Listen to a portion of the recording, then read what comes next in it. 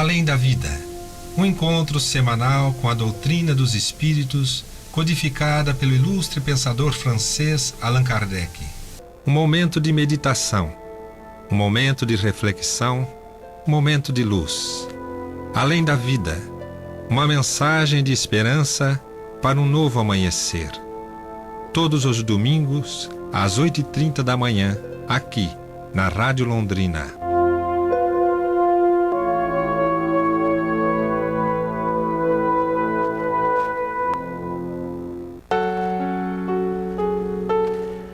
Bom dia, prezados amigos do programa Além da Vida. Mais uma vez estamos aqui, eu e a Carol Laverde. Bom dia, Carol. Bom dia a todos os nossos amigos ouvintes. E também o Cacá, nosso companheiro inseparável, que nos ajuda também no programa a preparar esse ambiente de estudo, de reflexão, que nos traz a doutrina espírita à luz do Evangelho de Jesus, né? Jesus, esse personagem desse mês, né, Cá? Hoje é o mês dele, né? Com certeza, Jesus, o nosso modelo e guia, como diz a doutrina, né? E todos os grandes ensinamentos dos espíritos, que veio para nos mostrar o que podemos fazer, o que devemos, né? E qual o caminho que devemos seguir. Verdade. E é bom a gente começar dizendo que o Espiritismo, a doutrina espírita ou doutrina dos espíritos, ela teve como mentor, coordenador espiritual o próprio Cristo, né? Que muitas mensagens se intitula como o próprio Jesus, e outras também como Espírito de Verdade ou Espírito Verdade, coordenando desde o plano espiritual o trabalho de Allan Kardec na França, em Paris, no final do século XIX, apresentando o que ele já havia dito, né, há mais de 2000 anos, trazendo agora novas informações por muitos espíritos, uma vez que a humanidade já estava melhorada, né? Os espíritos que aqui estavam nessa época e até agora, né, já eram espíritos que já podiam compreender um pouco mais, né? Sim, e é interessante a gente frisar também, uma coisa que eu gosto muito de falar é que às vezes as pessoas acham que a doutrina espírita não segue Kardec, né? Não é uma doutrina cristã, e eu gosto sempre de frisar que o espiritismo ele é todo baseado nos ensinamentos de Jesus.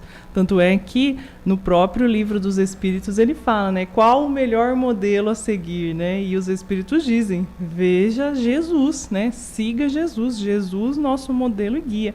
Então eu gosto de frisar isso, porque às vezes as pessoas se equivocam e acham que a doutrina espírita não tem essa correlação, mas na verdade ela é todo o ensinamento de Jesus. Os Espíritos, tanto no Evangelho segundo o Espiritismo, as passagens do Cristo, os comentários da espiritualidade, os comentários de Kardec sobre aquelas passagens, sobre aqueles ensinamentos. Igual você falou, ela vem elucidar ainda mais, explicar de uma forma mais clara aquilo que Jesus veio nos ensinar há mais de 2000 anos. É verdade. Essa obra que a Cá está citando, né, o Evangelho segundo o Espiritismo, é uma das obras básicas, né, da doutrina. Ela sai de uma parte do Livro dos Espíritos, que é a obra fundamental. Então é bom a gente, né, esse último programa do ano, às vezes tem alguma pessoa que está começando a ouvir o programa agora, esse programa que é coordenado pelo Centro Espírita Allan Kardec de Cambé, aqui no Paraná, né? Então nós temos o Livro dos Espíritos, lançado em 1857, como a obra fundamental. Ali está toda a doutrina, né? Das 4 partes desse livro, então, saíram outros 4 livros que constituem o Pentateuco, os 5 livros que compõem a base fundamental da doutrina espírita, e entre eles o Evangelho, que é onde Kardec e os espíritos vão apresentar em profundidade toda a parte moral que Jesus destacava, né, nos seus ensinamentos, no seu Evangelho, na Boa Nova, de maneira profunda e simples. Olha só, como os espíritos superiores costumam ensinar. Então, a gente recomenda muito o Evangelho segundo o Espiritismo, mas também não menos as outras 4 obras, a começar pelo Livro dos Espíritos, né? Hoje nós vamos fazer a sequência normal do nosso programa, começando com o Momento Espírita, depois vamos falar sobre Jesus, que é o nosso homenageado, né, do mês, do ano e do século. né? E depois fechamos com a reflexão espírita do nosso querido e saudoso José Antônio Vieira de Paula. O Momento Espírita hoje, pessoal, que é esse programa preparado pela Federação Espírita do Paraná, ele nos traz o título Ouvindo Corações. Ouvindo Corações. Grande sabedoria é poder olhar a vida com olhos de ver, enxergar as coisas de maneira diversa da habitual, ir além das aparências. Não somos apenas ossos, músculos, tendões, unhas, cabelos, sangue. Somos tudo isso e mais a essência, o espírito. É essa essência que nos faz ficar enfermos ou recuperar a saúde, apesar de portadores de uma doença sem bons prognósticos. Assim, não se pode imaginar medicina sem os remédios, bisturis, equipamentos, poções. Mas a essência não pode ser esquecida. Dr. Josh era um talentoso cirurgião oncológico. Depois de alguns anos, mal conseguia se levantar da cama pela manhã, porque sabia que iria ouvir as mesmas queixas.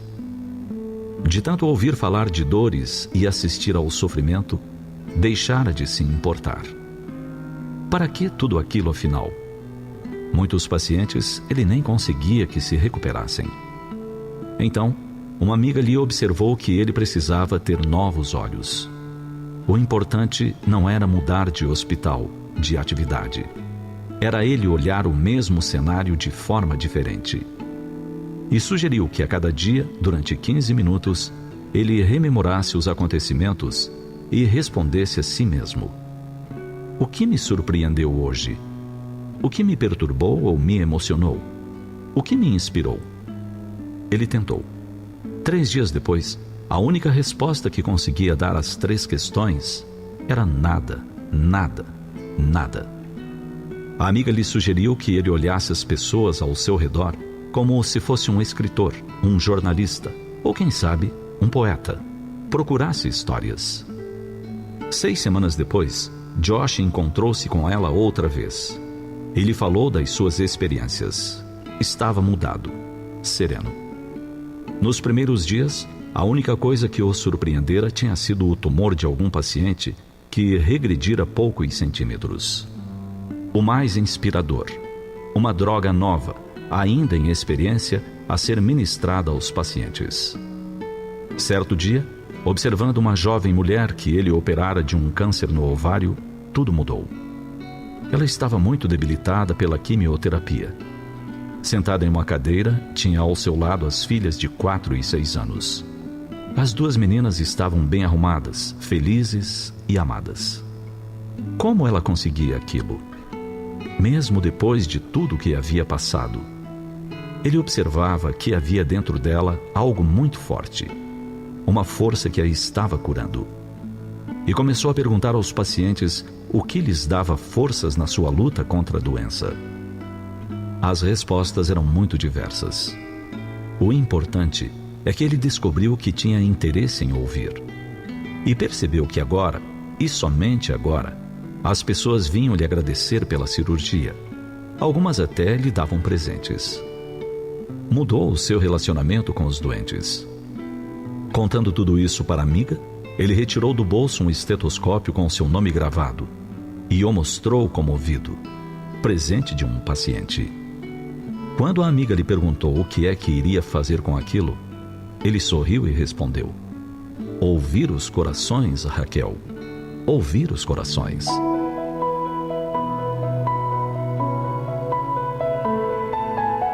Todas as vidas têm um significado. Encontrar o sentido das coisas nem sempre é fazer algo diferente. Por vezes, é somente enxergar a rotina de uma forma diversa. A vida pode ser vista de várias maneiras: com os olhos, com a mente, com a intuição.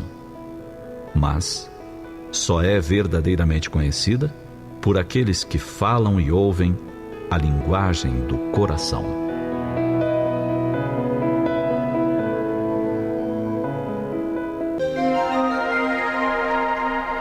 Os textos do Momento Espírita estão à sua disposição na internet. É só acessar momento.com.br.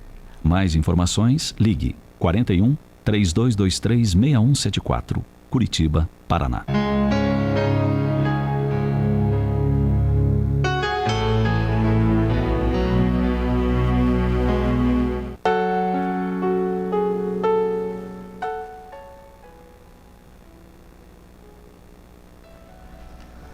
Tá aí, pessoal, a nossa mensagem de abertura do programa de hoje, né? Bastante reflexiva. Ontem no trabalho da tarde ali no Centro Espírita Allan Kardec, nós comentávamos disso, né? Muitas enfermidades, patologias do corpo físico, elas são muitas vezes provenientes do desequilíbrio do corpo espiritual, né? E ao se tratar o corpo espiritual com reza, né? Com oração, com meditação, com fluidoterapia, com passe, né? Seja de qualquer natureza, em qualquer templo religioso, né? E isso causa uma modificação no físico, no material, sim, né? Por que não? Nós ouvimos aí na mensagem a diminuição do tumor, a regressão do tumor, né?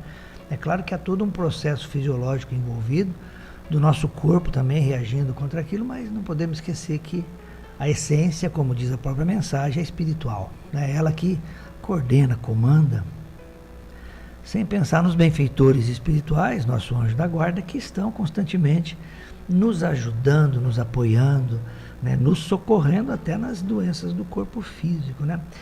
Hoje em dia, quando a gente fala de câncer, né, cara, já vem uma certa tristeza, né, porque ele está muito relacionado ao término de uma jornada aqui na Terra, né?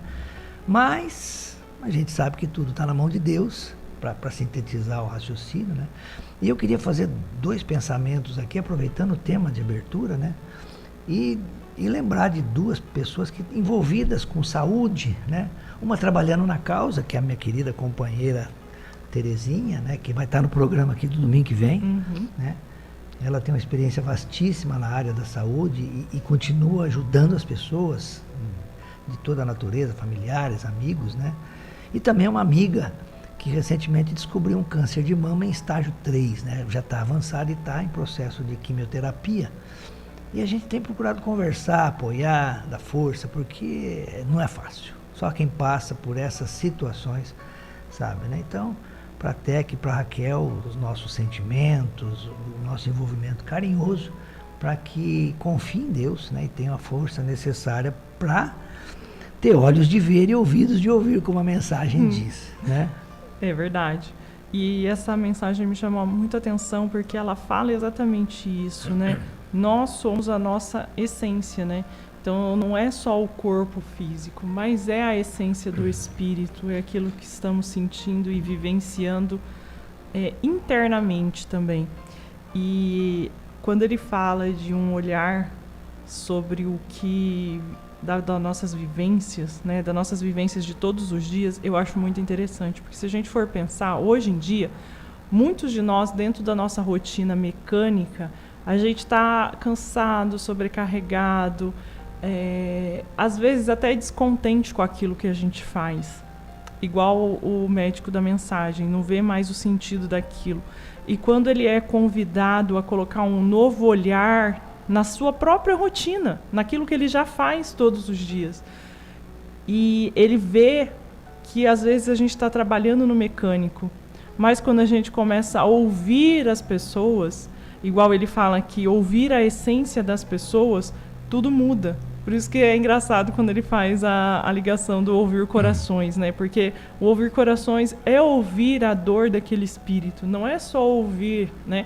Mas é o desabafo, é o entender. E quando ele começa a fazer isso, ele vê um novo sentido e começa a aprender também com as situações. E é muito do que a gente vivencia, porque muitas vezes a gente vê as pessoas agindo e fazendo as coisas e a gente não entende. Mas é que às vezes dentro daquela pessoa, na essência dela, aquilo está fazendo sentido para ela. Pode não estar fazendo sentido para nós e pode não estar fazendo sentido para nada. Mas quando a gente para ouvir e a gente troca essa experiência, a gente fortalece ali um sentimento de amor, que é o que Jesus nos ensina, claro, né? E é o sentimento maior que acho que envolve a todos nós, independente da crença de cada um. E é isso que a Ká falou, né? A gente não vai ficar na teoria, né? E quando eu falo do câncer, eu tive um câncer há 10 anos atrás, né? De próstata, que é muito comum nos homens, e a gente, desde esse tempo, vem alertando aos amigos, né? As pessoas, né? Que se tem histórico na família, cuide-se, né? Depois do câncer de pele, nos homens, é o mais comum e mais agressivo, então tem que cuidar, tem que fazer exame. Tem que fazer o toque. A gente brinca muito fica isso. com medo, né? Mas não... Eu tenho na empresa que eu trabalho lá uma gauchada lá que fala que toque nem morto, né? Então...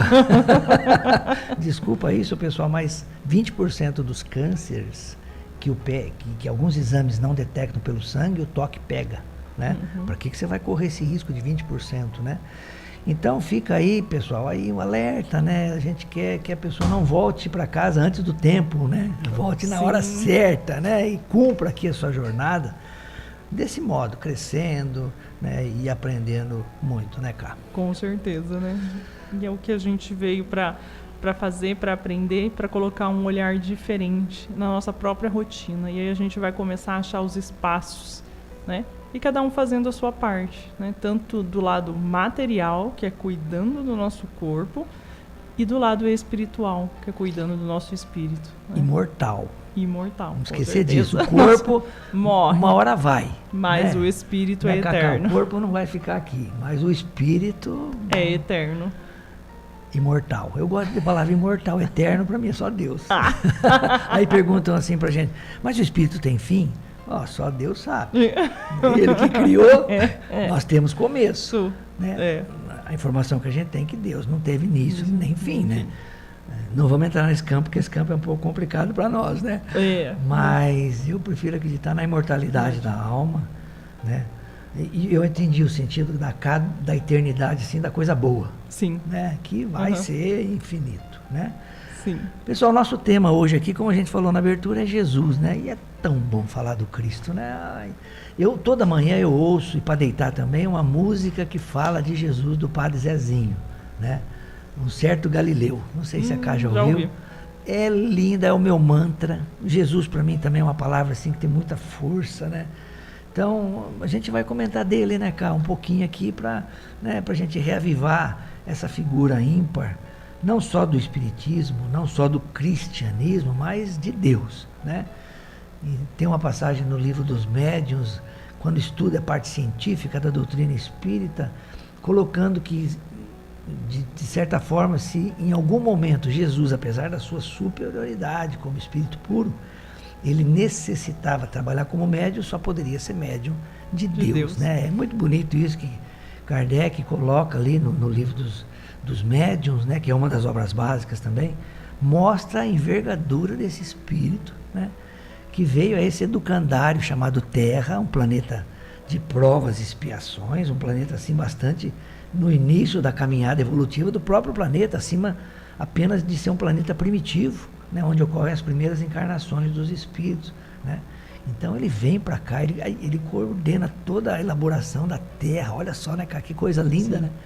E vem para cá, encarna aqui em missão, né, e deixa essa mensagem belíssima que nós estamos bebendo em várias doutrinas, em vários segmentos filosóficos, religiosos, né, para poder entender melhor a sua mensagem, que é a mensagem de Deus, né? Com certeza, né? Quando a gente pensa em Jesus, a gente vê a grandiosidade que foi a sua vida, os seus ensinamentos, porque hoje não apenas as religiões o estudam, né? Mas todos, né?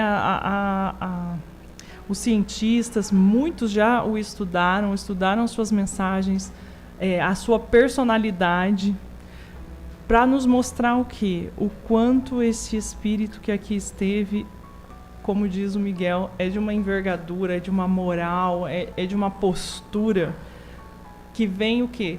Exemplificar o nosso objetivo, né? Que é o nosso objetivo a ser trilhado, que é desenvolver o nosso espírito, para que também tenhamos essas mesmas qualidades, né? Esse mesmo padrão moral, essas mesmas atitudes diante das dificuldades. Eu gosto, quando eu penso em Jesus, lembrar exatamente isso, né? Que ele veio nos mostrar que, independente da condição que nós estejamos aqui, na questão material e evolutiva, é possível fazer diferente, porque ele vem, né, assim como todos nós conhecemos a sua história, ele nasce ali na manjedoura, na simplicidade, e vai desenvolvendo o seu trabalho, trabalha na marcenaria do Pai, assim como todos nós nascemos, trabalhamos, mas não esquece de desenvolver a parte moral, a parte espiritual, né? A sua conexão com as leis naturais, com as leis de Deus. Então, quando eu vejo isso, quando eu estudo isso, isso traz um aconchego para o nosso coração, que parece que essa energia, esse amor do Cristo está sendo derramado sobre tudo. E eu brinco que eu gosto muito de dezembro, apesar da gente saber que Jesus todos os dias, todos os anos, está presente na nossa vida, mas parece que dezembro, até aquelas pessoas que não são muito ligadas, parece que mexe, parece que é uma energia diferente. Quando a gente fala em Natal, quando a gente fala no mês de dezembro, no coração de todos aqui, todos os nossos ouvintes, todos aqueles que a gente conhece, parece que é tocado de uma compaixão diferente. Parece que é tocado de um sentimento, de uma abertura diferenciada, e eu acho que isso é muito importante para que a gente possa também trabalhar os ensinamentos do Cristo neste período, para que a gente possa segui-lo ao longo de todo o ano, não só nesse mês. Parece que nesse mês as pessoas ficam mais caridosas, mais amorosas, mais sentimentais. E até a gente brincava aqui no começo da música do Natal Todo Dia, porque o Natal Todo Dia seria essa essência do amor de Cristo florescendo todos os dias na nossa vida. E assim como a gente comentou no começo, a doutrina nos traz que Jesus é o tipo mais perfeito que Deus ofereceu ao homem para servir de guia e modelo. Então, quando a gente ouve isso, quando a gente visualiza o Cristo e vê tudo que ele nos ensinou, tudo que ele falou, a postura dele, e a gente entende que aquele é o nosso modelo. E eu faço aqui um parênteses, tem uma palestra, eu esqueci o nome dela, mas eu vou lembrar, que ela fala exatamente isso. Para que a gente possa copiar um modelo, a gente precisa ver esse modelo e conhecer esse modelo. E aí a importância da gente estudar Jesus, estudar a vida de Jesus, para que a gente possa entender e assim copiá-lo. Então, Jesus veio para ser o nosso modelo, para ser imitado, para ser copiado. E quando a gente tenta trabalhar nessa linha, a gente já começa a sentir uma paz interior inexplicável. Só de falar do Cristo eu já me sinto mais leve. Parece que quando a gente começa a imaginar Jesus, começa a ver aquela bondade, parece que aquilo é uma onda que vai acolhendo o nosso coração. Não sei vocês, mas eu já me sinto em paz. Não é verdade? Parece que nos dá uma vontade extra de ser melhor. E eu acho que é isso que ele vem tentar nos mostrar. E aí a gente lembra do The Chosen lá, e você vê aquilo, porque eu sou muito visual, né? Eu gosto de ver ali. Aí você começa a ver aquele personagem sendo interpretado, e às vezes em situações difíceis, e ele lá naquela serenidade, falando assim, ai meu Deus, um dia eu chegarei lá, né? Um dia eu vou ouvir essas coisas que ele está ouvindo e vou manter essa serenidade, né? Essa paz. Vou ali ajudar, vou dividir, vou repetir 1000 vezes a mesma coisa. Igual quantas vezes a gente ouve ele falando, eu já vos disse, eu já falei, vocês não estão ouvindo, né? Mas é isso. Eu quero tentar passar para vocês essa energia, esse amor que eu sinto quando eu falo de Jesus. E o Natal e o dezembro parece que floresce isso. E é importante que a gente carregue isso não só no Natal, não só em dezembro, mas o ano todo, todos os dias da nossa vida. É verdade, cara, você falando, pena que o pessoal não está te vendo, porque aí ficaria mais emocionado ainda. Eu lembrei do Vinde a mim, né? O convite que ele faz toda hora, né? Vinde a mim, você na condição que você tiver, né? Exato. Feliz, triste, com dor, né? Sem dor, não importa, vinde a mim, né? E ele sabe que esse vinde a mim, você vai ter que tomar iniciativa. Ele está de braços abertos ali, né? E é isso que a doutrina espírita nos estimula a fazer, né? A buscar o conhecimento, mas não só o conhecimento por si só, mas através desse conhecimento e através da convicção que esse conhecimento nos faz ter, aplicar na nossa vida de modo diferente, fazer como a Cá falou, viver melhor, ser feliz. Ah, mas eu estou com uma doença. Cara, está na mão de Deus. Ele é pai, né? Ele não vai dar para você um fardo maior que você possa carregar, né? Mas e se eu morrer? Terminou a jornada, vai para o plano espiritual, daqui a um pouco volta de novo, né? Então, essa fé raciocinada e coerente, né? Que dá para a gente uma expressão que eu gosto muito, que está na obra espírita, que é a maturidade do senso moral. A gente vai trabalhando as nossas imperfeições, perdão, desenvolvendo o nosso lado bom, que é o tesouro que a gente não perde, mas com madurez, não mais infantilmente, né, cometendo erros bobos, assim, mas sabendo, tropeçando, se erguendo rapidamente. Isso que a Carol falou do Cristo, né, está na questão 625 do Livro dos Espíritos. Quem quiser dar uma olhada lá, Kardec faz um comentário a esse modelo e guia, cuja resposta é Jesus, que é a resposta mais curta das questões do Livro dos Espíritos, e vale a pena a gente sintetizar. É bom também saber, pessoal, e a gente sempre destaca, e Kardec deixou isso muito claro, quando ele estava compilando, reunindo as informações, que a doutrina espírita não era dele, era dos espíritos, né? Por isso que doutrina dos espíritos. E quem coordenava todo esse trabalho era o próprio Cristo, né? Então, quando a gente pega o Livro dos Espíritos, que é a obra fundamental que a gente comentou com vocês, o livro, nós vamos encontrar ali 2 introduções. Normalmente o livro tem uma só, né? Que é uma introdução à obra que você vai ler, uma apresentação à obra. No Livro dos Espíritos tem essa introdução ao livro, que chama-se Prolegômenos, assinada por muitos espíritos, entre eles o próprio Cristo, que ali ele está como espírito de verdade, mas ali a gente vai encontrar São Luís, São João, São Vicente de Paula, né, Swedenborg, Platão, Sócrates, né, e o próprio Cristo, que assina uma mensagem muito bonita que vale a pena a gente ler em casa com calma, né, parágrafo por parágrafo, né. Mas antes disso tem uma introdução ao estudo da doutrina. Olha que interessante, a preocupação de Kardec como educador, de antes de fazer uma introdução à obra, fazer uma introdução à doutrina espírita, né, que era uma coisa mais ampla.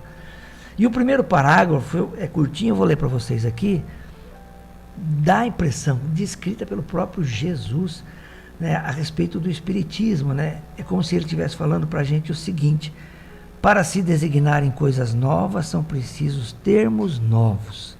Assim o exige a clareza de linguagem, para evitar a confusão inerente à variedade de sentidos das mesmas palavras. Então, cuidado que Kardec, os espíritos superiores e o próprio espírito de verdade tiveram com o uso das palavras, né? Os vocábulos espiritual, espiritualista, espiritualismo, tem acepção bem definida, à época e agora também, né? Dar-lhes outra, para aplicá-los à doutrina dos espíritos, seria multiplicar as causas, já muito numerosas, da anfibologia, né? O que é anfibologia? Essa ambiguidade do sentido que as palavras apresentam para uma construção sintática, né? Então, isso é rico em todos os idiomas, então nós temos ter cuidado, porque uma mesma palavra ela tem vários significados, né? Com efeito, continua dizendo, né, Kardec e os espíritos superiores, o espiritualismo é o oposto do materialismo. É isso que o espiritismo e a mensagem moral do Cristo vem combater. O materialismo aqui traduzindo-se como principalmente vícios e imperfeições do espírito também, né? Quem quer que acredite haver em si alguma coisa mais do que a matéria é espiritualista. E Kardec vai deixar claro isso, que antes de tornar uma pessoa adepta ao espiritismo, à doutrina espírita, ela tem que ser espiritualista, ou seja, acreditar em Deus, né? Não se segue daí, porém, que creia na existência dos espíritos ou em suas comunicações com o mundo visível. Em vez das palavras espiritual e espiritualismo, empregamos para indicar a crença a que vimos nos referir os termos espírita e espiritismo. Espírita é o adepto do espiritismo, espiritismo a doutrina, né? Cuja forma lembra a origem e o sentido radical, e que por isso mesmo apresentam a vantagem de ser perfeitamente inteligíveis, deixando o vocábulo espiritualismo a acepção que lhe é própria. Diremos, pois, finaliza Kardec, que a doutrina espírita ou o espiritismo tem por princípio as relações do mundo material com os espíritos ou seres do mundo invisível. Os adeptos do espiritismo serão os espíritas, ou, se quiserem, os espiritistas, né? Essa palavra pegou mais na Europa do que no Brasil, né? Mas, no fim, a palavra mais comum do adepto, ou daquele que professa a crença nos fundamentos espíritas, é o espírita, né? O espiritista não pegou muito, não, mas isso não tem problema. Então é isso, a gente destaca aqui nesse começo, é o estudo que o espiritismo vai fazer dessas relações entre o mundo corporal, onde nós estamos encarnados, né, cara? Sim. E o mundo espiritual, que essas relações são constantes, a começar pelo nosso anjo da guarda, que é um espírito designado por Deus para estar conosco nessa caminhada, e nós não podemos prescindir dessa ferramenta, né, cara? Com certeza. E o Cristo já dizia, né? Há muitas moradas na casa de meu Pai, que é o que o Espiritismo vem nos dizer aqui, né? Que o próprio Miguel acabou de ler pra gente do Livro dos Espíritos, quando ele vai falando dessa questão de entender que existe algo além, algo maior, e aí ele vai explicando ali e criando essas novas terminologias. E é interessante também que eu separei pra gente hoje uma mensagem do Emmanuel, e que vem a ver também com essa questão de fazer essas interpretações, quando ele traz a mensagem aqui. Glória a Deus nas alturas, paz na terra e boa vontade para com os homens. Essa mensagem está em Lucas 2,14. E o Emmanuel vai fazer um comentário e ela tem a ver com o Natal, e ele vai fazer definindo aqui melhor, quando ele fala, né, que o cântico das legiões angélicas na noite divina expressa o programa do Pai acerca do apostolado que se reservaria ao mestre nascente. E ele vai falar, né? O louvor celeste sintetiza em 3 enunciados pequeninos a plataforma do cristianismo inteiro. E aí ele vai fazendo, dando significado para a mensagem que a gente falou acima, quando ele diz assim: glória a Deus nas alturas, significando o imperativo da nossa consagração ao Senhor Supremo de todo o coração e de toda a alma. Paz na terra, traduzindo a fraternidade que nos compete incentivar no plano de cada dia em todas as criaturas. E ele vem e nos diz ainda: boa vontade para com os homens, definindo as nossas obrigações de serviço espontâneo uns à frente dos outros no grande roteiro da humanidade. E aí Emmanuel vai dizer: o Natal exprime renovação da alma e do mundo, nas bases do amor, da solidariedade e do trabalho. Dantes aos que anunciavam em nome de Deus, exibiam a púrpura dos triunfadores sobre o acervo de cadáveres e despojos dos vencidos. Com o enviado celeste que surge na manjedoura, temos o divino vencedor arrebanhando os fracos e os sofredores, os pobres e os humildes para a revelação do bem universal. Dante exércitos e armadilhas, flagelos e punhais, chuvas de lodo, lama para conquistas sanguinolentas.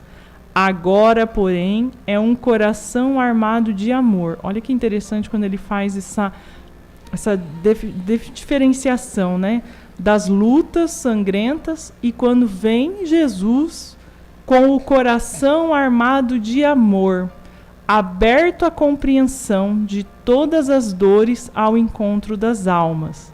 Não amaldiçoa, não condena, não fere, fortalece as boas obras, ensina e passa, auxilia e segue adiante. Consola os aflitos, sem esquecer-se de consagrar o júbilo esponsalício de Canaã. Reconforta-se com os discípulos no jardim doméstico, toda a vida não desampara a multidão na praça pública. exalta as virtudes femininas no lar de Pedro, contudo não menospreza Madalena transviada. Partilha o pão singelo dos pescadores, mas não menoscaba o banquete dos publicanos. Cura Bartimeu, o cego esquecido, entretanto não ouvida Zaqueu, o rico enganado. Estima a nobreza dos amigos, contudo não desdenha a cruz entre os ladrões. O Cristo na manjedoura representa o Pai na terra. O cristão no mundo é o Cristo da vida, dentro da vida. Natal, glória a Deus, paz na terra, boa vontade para com os homens. Se já podes ouvir a mensagem da noite inesquecível, recorda que a boa vontade para com todas as criaturas é o nosso dever de sempre. Essa mensagem é de Emmanuel e está no livro Antologia Mediúnica do Natal. E essa mensagem ela é um resumo de tudo que Jesus veio nos ensinar. E ele, como se diz, ele compilou tudo na mensagem, né, do glória a Deus, paz na terra, boa vontade para com os homens. E o mais lindo dessa mensagem, que eu até comentei com o Miguel, é o quê? É que ele traz a passagem do Cristo por várias situações mundanas, seja com os discípulos, seja com a multidão, seja com os mais afortunados, sejam com os mais ricos, sejam com os que erravam mais, erravam menos, não importa, mostra que o Cristo está disponível para todos. Independente do que você fez até agora, Jesus está disponível para te levar para um caminho diferente. Basta a gente aceitar. E é o que ele fala aqui, né?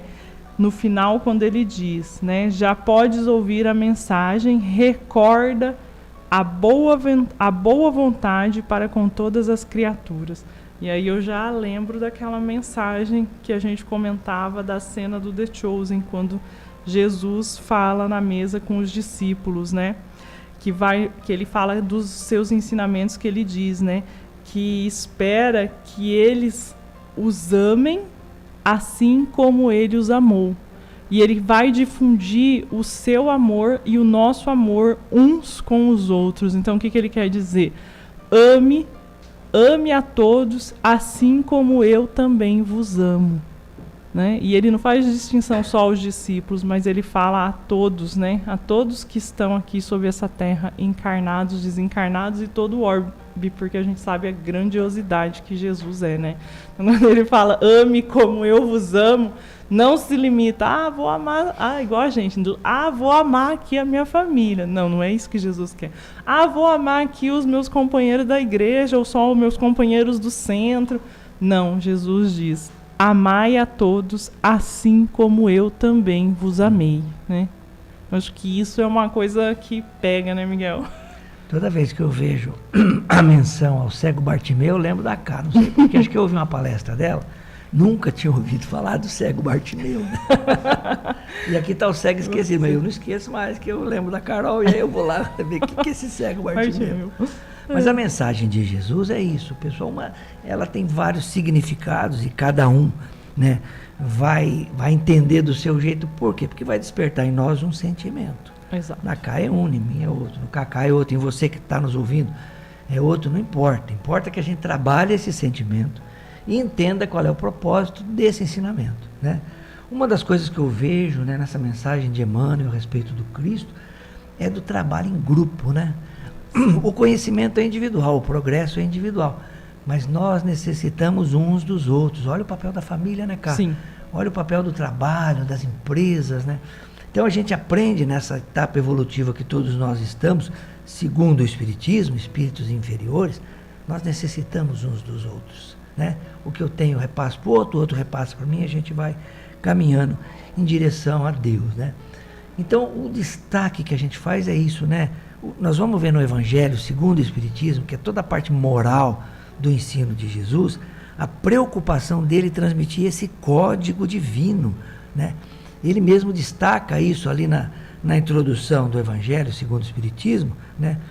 E a preocupação porque é nesse terreno, é nesse código moral, onde todos os cultos se unem. Então, não importa se a pessoa professa essa ou aquela crença, aquela fé, mas no ensino moral todas estão concordes e todas vão poder trabalhar juntos, né? E o que fala o ensino moral de Jesus, né? É a regra do proceder na vida, seja aqui na vida material, na vida espiritual, abrangendo todas as circunstâncias, tanto da vida privada quanto da vida pública. A gente às vezes não entende isso. Não, eu vou estudar religião só lá no meu grupo, na minha igreja. Não, todas as circunstâncias, até para aquela pessoa que não frequenta nada. O ensino moral de Jesus serve para ela. Por isso que a gente vem insistindo, vem destacando, né, que as famílias têm que trabalhar isso, os grupos têm que trabalhar a parte moral. Sim. No passado, na minha geração, as crianças chegavam um pouco mais moralizadas na escola, o que facilitava o trabalho dos professores, né?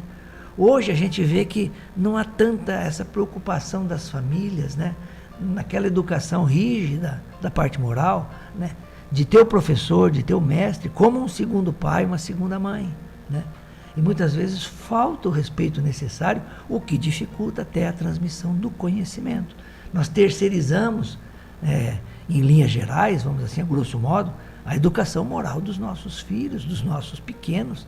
E não, se Deus coloca na nossa família, né, é para a nossa educação. Eu sempre comento, às vezes eu estou viajando e participo de reuniões espíritas públicas em outras cidades, né, e vejo, está lá o pai, a mãe e 2 crianças participando de uma reunião pública.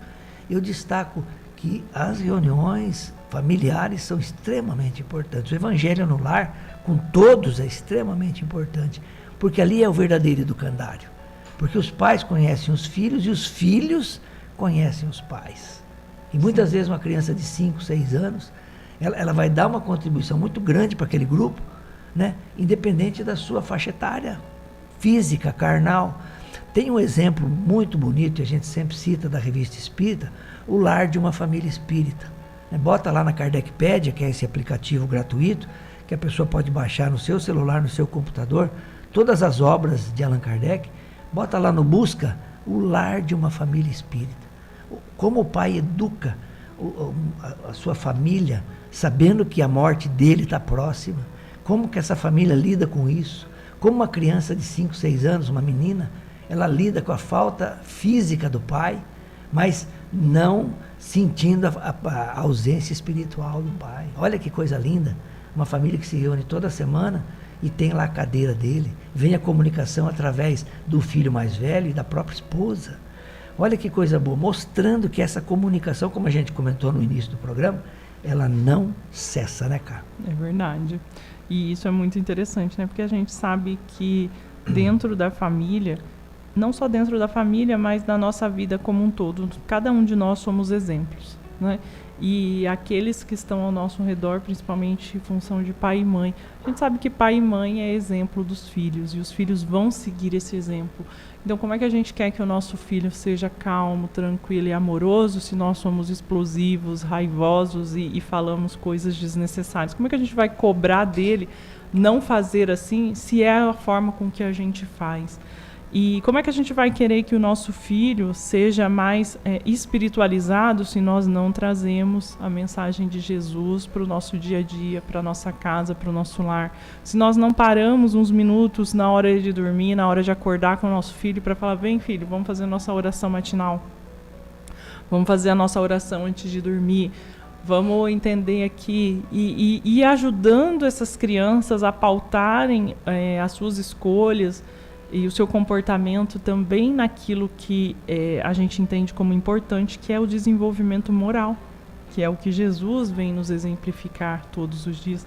E Jesus também, a gente vê que em várias passagens ele diz que ele estava muito envolto às crianças, né? E ele dizia, deixai vir a mim as criancinhas, porque elas vêm com essa pureza inicial, onde os nossos erros do passado ainda não estão aparentes para ter a oportunidade de aprender. Por isso que ele fala, né, deixar vir a mim, para que elas já possam ter a base desse entendimento e desse conhecimento, para quando elas chegarem na fase mais adolescente, mais adulta, elas tenham esse paradigma a ser seguido. E é muito interessante isso. É verdade. E pelo lado espiritual, a gente vê que é uma fase maleável, né, do próprio espírito. Sim. Porque o corpo ainda não dá condição para que ele se expresse plenamente, né? E é a fase que tem que se trabalhar, principalmente a parte moral. Porque depois vai chegar um momento que esse espírito vai se manifestar como ele é, a bagagem que ele traz. Mas se teve esse preparo, essa orientação, né, cara? Fantástico, né? Pessoal, agora nós vamos passar para a reflexão espírita do nosso querido José Antônio Vieira de Paula, que traz um tema fantástico em relação aos trabalhadores da última hora. Olá, amigos. Hoje nós vamos trabalhar a parábola de Jesus sobre os trabalhadores da última hora.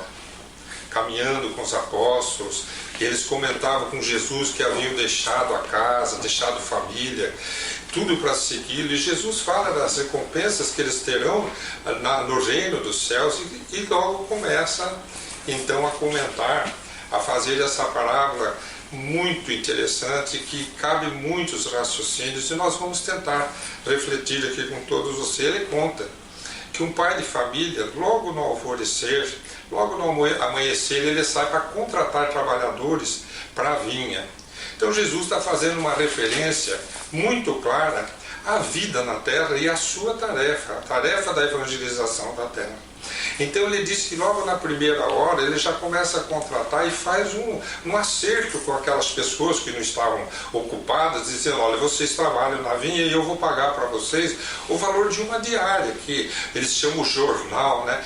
Então, e os trabalhadores são chamados de jornaleiros, que é um denário. O denário é uma moeda que tinha romana e grega naquela época que circulava.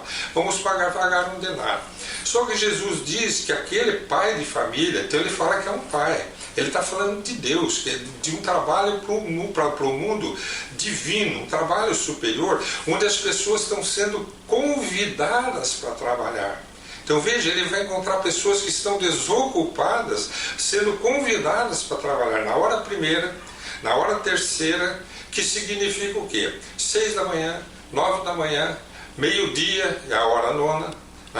Na hora, então ele vai de 3 em 3 horas, ele vai contando, né? Até chegar na penúltima hora do dia, que seria às 6 da tarde, é a última hora, 5 da tarde, a 1/10 hora. Ele ainda está convidando pessoas para trabalhar na vinha. Então Jesus conta nessa parábola que quando termina a tarefa, ele pede para o seu coordenador, tem traduções que chamam de mordomo, para fazer o pagamento daquelas pessoas, começando pelos últimos, que começaram a trabalhar na última hora, e dando a eles o mesmo valor que foi prometido para aqueles que começaram a trabalhar na primeira hora.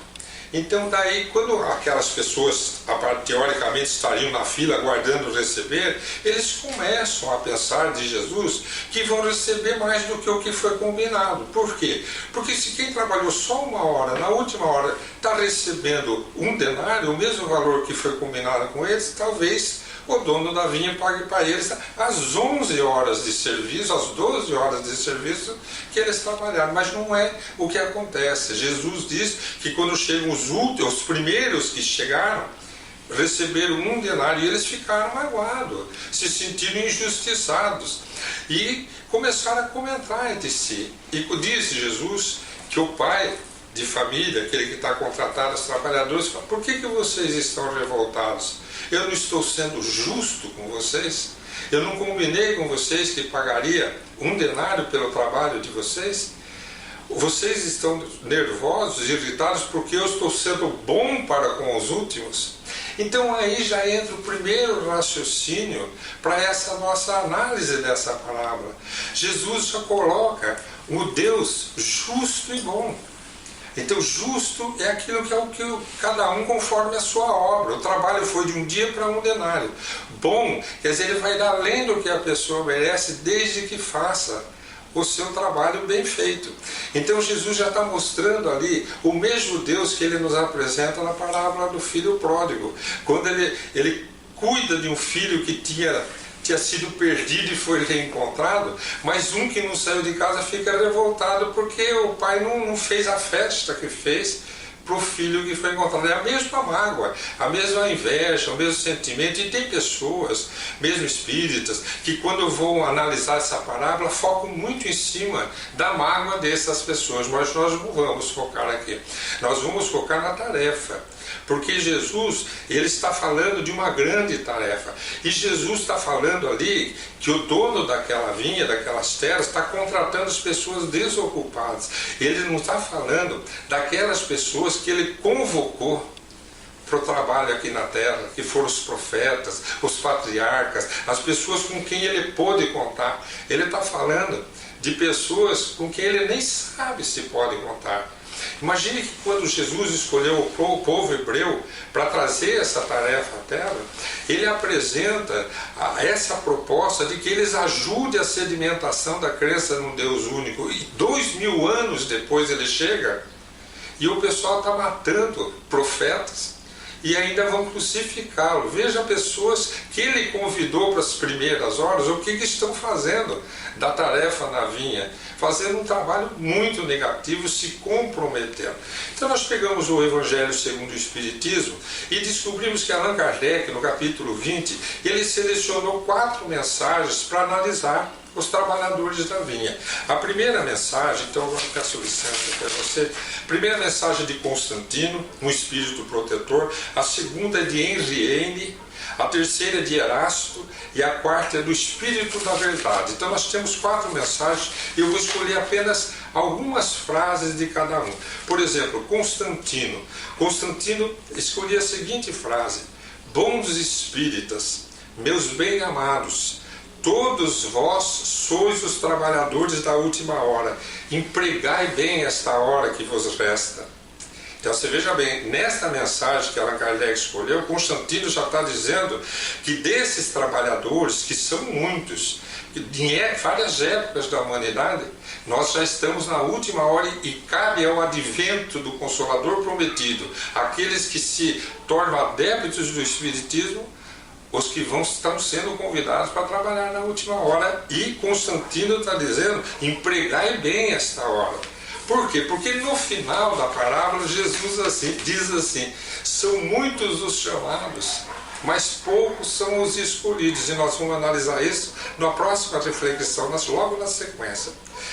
Henri Heine faz uma reflexão muito bonita, muito interessante, onde ele coloca dados para nós, que eu vou apresentar para vocês e vocês vão entender.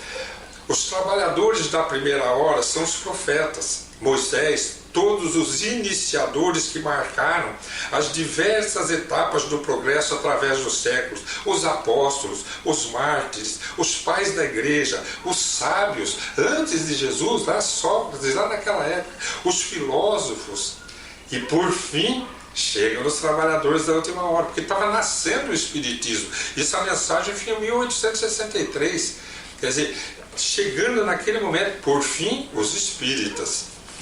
Muitos dos antigos, então olha aqui o que esse espírito Henri Heine nos apresenta de informação. Aqueles apóstolos, aqueles profetas, muitos dos antigos revivem hoje, ou reviverão amanhã para acabar a obra que haviam começado. Quer dizer, eles continuam. Mais de um patriarca, ouça essa informação, gente, mais de um patriarca. Quem que é patriarca? Abraão, Isaac, Jacó, aquela 2000 anos antes de Jesus, 1800 anos antes de Jesus, mais de um profeta. Elias reencarnou como João Batista e está ali na época do Espírito da Verdade. Diz Jesus que ele queria restaurar tudo. Está ali, está reencarnado ou cuidando de todo aquele processo da falange do Consolador. Mais de um discípulo do Cristo se encontram entre vós. Então aqueles trabalhadores da primeira hora, na verdade, com quem Jesus pôde contar, não aquele que ele foi convidado porque não estava fazendo nada, mas com quem Jesus contava, continuam trabalhando, reencarnam de tempos em tempos para ajudar a evolução da Terra. Como é que surge a reforma protestante, se não reencarnando espíritos comprometidos com a renovação de uma igreja? É assim que é o processo da evolução, nós fomos dar continuidade a essa mensagem do Henri, quando ele diz assim: só que esses espíritos eles ressurgem mais esclarecidos. É interessante, porque a gente sabe que João Batista, por exemplo, era o Elias, mas a personalidade, a firmeza, a têmpera dos dois é a mesma, mas é uma época diferente, eles já pensam diferentes. E aqui ele está dizendo que na época do advento do Espiritismo eles já estão mais esclarecidos, mais adiantados, e já não trabalham mais no começo de uma obra, nos fundamentos, mas na cúpula da obra, que é o finalmente, que é na doutrina espírita, que é o advento do Consolador. E reiniciam a luta, então, já bem mais amadurecidos pela experiência, fazendo com que a obra avance muito mais rapidamente nesses últimos tempos que nós estamos vivendo. A mensagem de Erasto, ela diz assim, é chegada a hora em que deveis sacrificar, é para nós agora, os espíritas, é chegada a hora em que deveis sacrificar os vossos hábitos, vossos trabalhos, vossas futilidades, para a propagação da mensagem. Ide e pregai. É necessário regar com o vosso suor o terreno em que deveis semear, porque ele não fortificará, não produzirá, senão com os esforços incessantes da enxada e da charrua evangélicas. Ide e pregai, armem-se de decisão e coragem. Isso diz Erasto. E aí vem o Espírito da Verdade e assina uma mensagem. São só 4 mensagens nesse capítulo 20 do Evangelho segundo o Espiritismo. Obreiros do Senhor, falando dos trabalhadores da última hora. Chegastes no tempo em que se cumprirão as profecias referentes à transformação da humanidade. Está falando da hora dos trabalhadores da última hora. Felizes os que tiverem trabalhado com desinteresse e movidos apenas pela caridade. Por que o Espírito da Verdade iria dizer-nos àqueles que iríamos aceitar o convite da última hora para a gente trabalhar com desinteresse? Porque esse é um dos maiores obstáculos da luta do trabalhador da última hora. Por isso o capítulo seguinte, poucos os escolhidos, embora muitos chamados, é um capítulo muito importante, porque as quedas morais de quantos vieram à Terra para participar dessa convocação e que não deram conta da sua tarefa é tão grande que cabe-nos então uma outra análise que ficará para a nossa próxima reflexão. E diz o Espírito da Verdade: felizes os que tiverem trabalhado com desinteresse, movidos pela caridade, e felizes os que houverem dito aos seus irmãos: trabalhemos juntos, unamos os nossos esforços. Nós sabemos que o grande trabalho do emissário do Cristo na Terra, Dr. Adolfo Bezerra de Menezes, foi a unificação. Foi unificar o movimento espírita, porque a tendência de cisão, de divisão, sempre foi muito grande por causa do personalismo das criaturas humanas. Então diz o Espírito da Verdade: desinteresse, caridade e unificação. E a gente foi encontrar no Dr. Bezerra esse trabalho da unificação se consolidando e sustentando o que hoje é para nós um espiritismo viçoso, bonito, gostoso de se ver, nessa unificação que se encontra em todo o país e em todo o mundo. Principalmente a gente vê hoje nessas lives, quando a gente vê pessoas de vários países falando ao mesmo tempo a mesma linguagem, a linguagem da doutrina consoladora dos Espíritos. E encerramos então dizendo, nessa reflexão, diz o Espírito da Verdade: os primeiros serão os últimos e os últimos serão os primeiros. Então vamos compreender que quando Jesus está propondo essa parábola, ele está dizendo que há etapas, mas que todos estão sendo convidados e serão em todas as etapas, e todos farão jus ao seu salário, desde que deem a sua cota de serviço com caridade, desinteresse, esforço, suor, como diz Constantino, como diz Erasto, e se dediquem a essa obra monumental que é do Cristo, mas que nos concede a bênção de podermos participar. Tanto que numa das mensagens, nós vamos refletir sobre ela no próximo programa, diz: ide e agradecei a Deus vocês terem sido convidados. Até o nosso próximo encontro. Aí, pessoal, que bela reflexão do nosso querido José Antônio, ele sempre pontual, sempre abrangente, caridoso, né, fraterno nos seus comentários, analisando uma passagem de Jesus muito bonita, né? O nosso rádio ouvinte Lídio, ele aqui de Londrina, ligou pra gente aqui de uma dúvida, né, Cá? Isso. A respeito de uma situação, e a gente vai fechar o nosso programa comentando, né, que tá tudo na mão de Deus.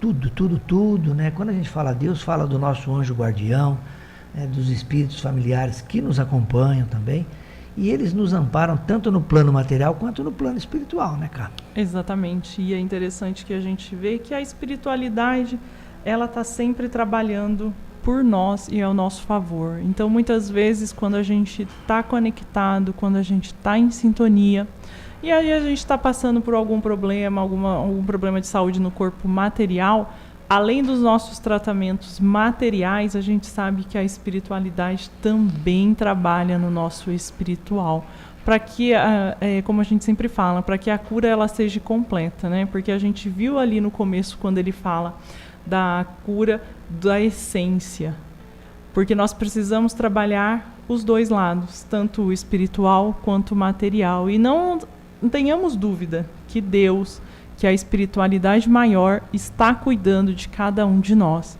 E muito provável que nos nossos momentos de maiores necessidades, eles estão conosco e estão atuando, né?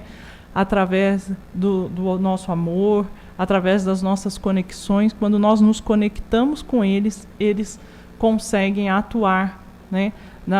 No nosso campo espiritual, nos fortalecendo, nos ajudando a passar pelas nossas dificuldades. Lembrando, pessoal, que o espírito não necessita do descanso como o corpo físico, né? Então, quando a gente está nos momentos de repouso do sono físico, claro, os amigos espirituais estão trabalhando o nosso corpo espiritual, cuja melhoria vai refletir no corpo físico, sem dúvida alguma, né, Cá? Exatamente. Chegamos ao final do nosso programa.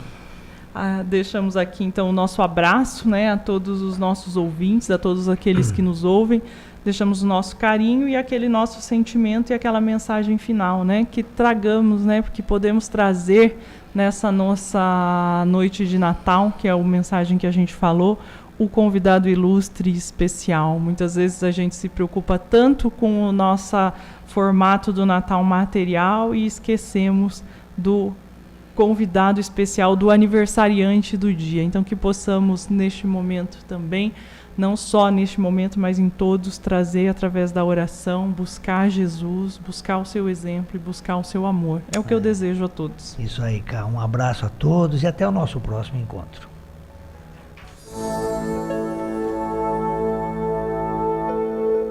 Além da vida, um encontro semanal com a doutrina dos espíritos, codificada pelo ilustre pensador francês Allan Kardec. Um momento de meditação, um momento de reflexão, um momento de luz. Além da vida, uma mensagem de esperança para um novo amanhecer. Todos os domingos, às 8h30 da manhã, aqui, na Rádio Londrina.